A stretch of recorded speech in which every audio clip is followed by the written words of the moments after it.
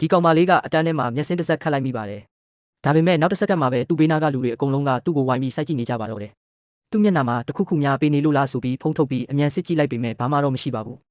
အဲ့ဒီအချိန်မှာနောက်တန်းကအကြောင်းသားတွေကပါမျက်တောင်တစ်ချက်မခတ်ပဲသူ့ကိုပြုတ်ကြည့်နေကြတာကိုသတိထားမိသွားပါတယ်ဒါနဲ့ကောင်မလေးလည်းအယမ်းလန့်သွားပြီးအတန်းထဲကနေအမြန်ထွက်ပြေးလာခဲ့ပါတယ်ဒါပေမဲ့အပြင်ရောက်တော့လည်းအခြေအနေကမထူပါဘူး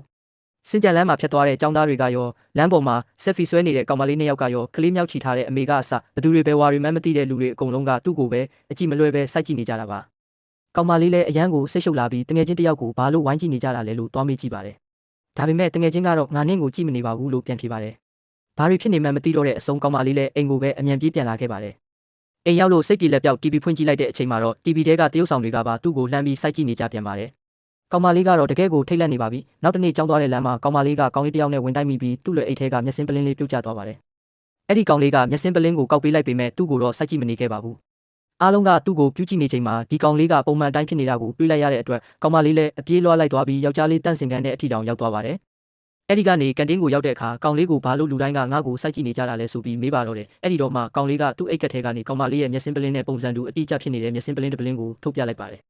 တကယ်တော့ဒီမျက်စင်းကလူတွေရဲ့အာယုံစိုက်တာကိုခံကျင်တဲ့သူတွေသုံးတဲ့အထူးမျက်စင်းဖြစ်ပါတယ်တစ်စက်လောက်ခတ်လိုက်တာနဲ့လူတိုင်းကကိုယ့်ကိုစိုက်ကြည့်နေတယ်လို့ထင်အောင်ထင်မှားဖြစ်သွားစေတာပါ